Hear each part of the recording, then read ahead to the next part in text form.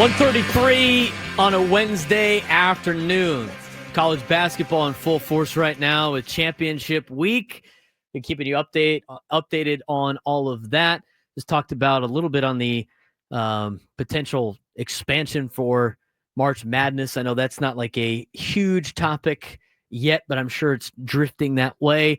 And there's a lot of moving parts as all these athletic directors throughout the country are trying to put together. And joining us right now is one of the athletic directors of the D1 schools in town after about a year now as the USD Associate Vice President, Executive Director of Athletics, Kimya Massey, joining us on the Braden Surprenant Show. Kimya, what's going on? How's your Wednesday going? Going great, Braden. Really glad to be on here. And hey, congratulations to you guys on this opportunity. This is great for you all and great for San Diego. So I'm really excited to be on and be one of your first guests. Well, I appreciate that, Kimya, very much so. And I was talking a little bit with Anderson, and just kind of one of your big first interviews in town, trying to get people to know you and everything like that. But you've come from a lot of different schools, a former college athlete yourself. What was it about USD that made this the right move for you at this point in your career, even though you've kind of been here almost a year now? But what was it about USD that made this the move that you wanted to make when you became the athletic director? Yeah, no, thanks for the question. It's been a great first year, just first and foremost, tons of amazing people. And really, as I've watched USD from afar, I've been on the West Coast for quite a while, 9 years at Oregon State. I've really seen USD as a place where you can have a tremendous amount of success. And there's definitely been a good base of success in multiple sports. But I've always felt there can be more. And I always felt it's a place you can grow and you can develop incredible community, incredible place to be on a personal and professional level.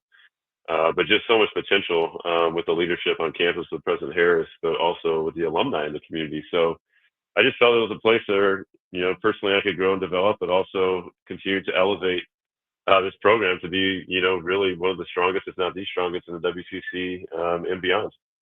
Worked at some major athletic programs in the Power Five conferences of, Oregon State, UCF, Indiana. How does your experience there shape your vision for USD athletics at the mid-major level? It does a lot, actually. I glean things from every place I've been: Indiana, Michigan State, UCF, obviously Oregon State, Memphis a bit. Every single institution has its own culture. It has its own traditions. It has its own things that you have to do specific to that institution to be successful. So I do feel like it's really prepared me to be here in this role because there are pieces of things, even though the schools are different. The geography is different, but I do think there's things that I've taken from each one of them and learned from that we can employ here, and I think in my first year, I really feel like I've seen that. And there are, I think I said a lot at the beginning when I first got here, there's a lot of low hanging fruit. And it's just really taking some of the things I've learned in those other places and potentially adding them here if it fits, but there's also things I've learned here that are very institutional specific. And we are a private Catholic institution. That's a different profile than some other schools, and some things will work and some things won't. But I will say I'm a learner by nature. I'm always trying to learn from other people and take things you've learned and apply it to the situation at hand, and make sure first and foremost what you're doing is going to be attributed to our student athletes have success in our coaches and our programs. That's first and foremost. USD Associate Vice President, Executive Director of Athletics, Kimya Massey, joining us on the Braden Surprenant Show. I thinking on the run, as you mentioned, and adjusting rapidly. College athletics is changing rapidly every single day. Conference realignment, NIL, transfer portal, you name it. How do you see USD navigating these challenges, and how have you been able to do that, and how do you plan on continuing to do that as everything continues to change around you? Yeah, it's a wild time. My last boss at Oregon State said when I got the job, he's like, "Are you sure you want to do this?" With everything that's happening in the industry, I said, "Absolutely, let's go forward." I've always tried to attack everything head on. Challenges are fun. There are opportunities. There are ups and downs, of course, but we're at a point in history of intercollegiate athletics where there's been more change in the last 2 years than there's ever been. And I can promise you in the next 2 to 3 years, there'll be even more. And I think if we're not willing to attack those things head on and, be adaptable and be nimble, then we're not in the right business. So we're going to do that here. We're opting in. I think I heard in one of your last segments, you talked a little bit about the House settlement. We're opting into that. We want to resource our athletes at the highest level as we can here where we're at USD. We're going to make sure that our basketball programs and others, volleyball, baseball, football, all our programs have the opportunity to be successful. We have some incredible things happening in our soccer program. Men's golf has been amazing. Ryan Keckley's got tennis at number 6 in the country. Many of our other sports are staying competitive as we move forward. So we're going to move into a direction where we're going to be resourcing our programs as best we can, and we're going to attack it and be aggressive with it. Yeah, and you've already started to put some of those resources together with some facilities. I know at Oregon State, you played a key role in fundraising and capital projects, including the $161 million Research Stadium renovation. What are some of the updates you can give USD fans and the people of San Diego about your new facilities involving, the basketball training center and the new softball complex? Yeah, no, it's actually good timing. I'm literally sitting in my office looking out at the softball field, which looks incredible. We're literally about a week away from that essentially being done. We'll be able to sort of take control of that facility in about a week and a half. And then our first home game is April 5th. So we're really excited about that weekend to really let our young ladies and the team get out there and show people what they have, but also just to unveil really what I think is a gem on the West Coast. I've been fortunate to be at quite a few facilities and institutions on the West Coast, and it's as good as a softball stadium as I've seen anywhere. That's bar none. So we're excited about that. The basketball practice facility and the new campus wellness center looks incredible. Again, I really, really believe the job that's been done with that facility is going to put us really at the top end of the West Coast schools in terms of a basketball practice facility. It's a $35 million facility. We should be able to move into that within the next month. It's going to be really incredible for our staff to be able to move into this facility. It's a game changer in terms of recruiting, but it also gives access for extra work and things that we didn't have previously. So those are the two biggest projects going on. We have some other smaller things going on with some renovations happening in some other areas, and looking forward to also eventually launching a golf facility really at our outdoor range as well. So we're excited about the next couple of years. We're going to be doing a lot of facility upgrades in many areas. And again, as I look at the West Coast and having been on many of these campuses, I feel like we're very well positioned to be one of the strongest campuses in the West Coast in terms of facilities, and that's a really attractive thing for recruiting. University of San Diego Associate Vice President, Executive Director of Athletics, Kimya Massey, joining us on the Braden Surprenant Show. This is a very unique sports culture and market in San Diego, Kimya. Obviously, with the Padres, we've been the Padres flagship station. We got a brand new MLS team in town. There's a lot of other teams that are in town, and a lot of 3 D1 schools in town as well. And I know some of those pro teams actually play on the University of San Diego's campus. How do you plan to engage the community and help grow USD's fan base when you got obviously a lot of competition, both at the D1 level, but also with a lot of things to do in San Diego? Yeah, I think after being here 10 months, that's probably one of our biggest challenges, frankly, is there are a lot of distractions in a good way in San Diego. There's a lot of really cool, fun things to do. But I look at our club youth and groups, sports in this community are really, really strong.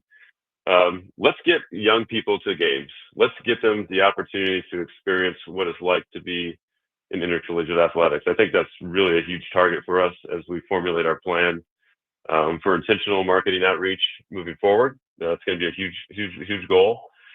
We are a Catholic school. I think the parochial community and the Catholic community around this town, high schools and other schools, I think that's a really, really good opportunity for us to provide an opportunity for people to come to our campus and see us from that lens as well. The campus, as we know, is one of the most beautiful, if not the most beautiful in the country. We've been rated that through the last 4 years, I believe. So let's get people on campus to see the experience. And I think the other areas I look at too, I think about the military community, the Hispanic Latino community. There's a lot of very unique cohorts in San Diego, and we just have to be better in terms of being intentional in how we market to those communities and to ensure that we have a affordable, high-level Division I athletic program where you can come have a great experience with your family. That's really our goal. So we're going to put a lot of time and effort over the next several months, obviously here during baseball and softball season, but really moving forward to launch this in a big way going into the fall of 2025 with all of our fall sports. So I think you're going to see a lot more visibility from us, and we know that sport can really bring out a lot of things in the community in a really positive way. So we're really excited to engage in the community, have us be a big part of it, and really create an incredible experience for families and especially young kids. We've been talking a lot of college basketball, obviously, and in the last couple of days. It's March. Conference tournaments are going on. Watching the bubble for UCSD and San Diego State, two teams in town. So obviously wanting being a part of that conversation. You recently made the decision to retain Coach Steve Lavin for next season. This season obviously didn't go the way that the program would like it to go, win and loss wise. Can you share with us what led to that decision to keep Coach Lavin and your belief in his ability to turn things around as, now you got, again, more competition in town with two D1 universities that happen to have good seasons this year?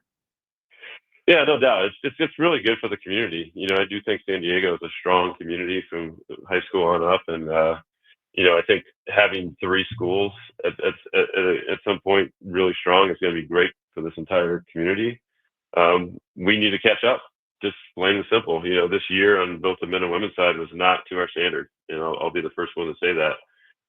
That's not our expectation. And, I've had conversations with Coach Lavin, of course, and talking about staff and talking about how we're going to retain players and what we're going to do in the portal. We've spent some time on that in depth to talk about what we need. I think, frankly, in the men's game now, the NIL piece is such a critical factor. And frankly, I would say it's the biggest factor. And having been at a school previously where you're engaged in NIL from day one, almost 4 years ago now, coming here has been a little bit different because we didn't have it. And I think people need to understand being able to retain a roster, you have to be in the game.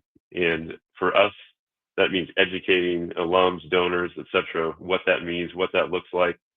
And frankly, also for our athletes. So we will be in the game. We will be doing NIL. We will be doing rev share. We're going to make sure that we're aggressive in the space in the portal. We're going to have a roster that's going to be highly competitive, and we're going to make good strides next year. So I'm really excited about that. Lav can do it. He's got a good staff. He's got people that understand the game and understand how to assess and evaluate talent. So we're going to go out and build the best roster we can, and with the facility, with rev share, with more emphasis on health and wellness and those things, there's a whole investment strategy here in the basketball programs. And I think that's important for San Diego to know that's not our standard. We've been to one NCAA tournament in the last 20 years on both the men and women's side. That's just not acceptable to me. And we're going to put everything in place to get us where we need to be competitive at the top end of this league, and also to be a perennial NCAA team once we get that right roster going from the men's side as well. So that's sort of where we're at. You mentioned a lot of success in the athletic department this year, and while the men's basketball program, had struggled this season, and the women's basketball program not up to standard, as mentioned, you've had a lot of success. The football team had a good year, and then you go through in soccer, making the NCAA tournament, men's soccer, going deep into that NCAA tournament, and women's soccer trying to turn things around. Volleyball's always been good, but you got so many different sports on campus that have done extremely well. How do you balance the challenges of building the basketball program back up while still having the success of your other sports teams? So that's a really, really good question. First and foremost, as you look at the landscape of college athletics, and you look at the impressions and you look at what the media does or doesn't do, obviously certain sports just have more scope. Men's and women's basketball right now, obviously with NCAA tournament, and then the growth of the women's game, there's a ton of bandwidth there in terms of eyeballs. We have to make sure that we're resourcing them effectively to make sure that those teams are competitive. And our WCC is a basketball league. It is. That's a priority. So that has to be a priority. Now you have volleyball, baseball, golf, tennis, softball.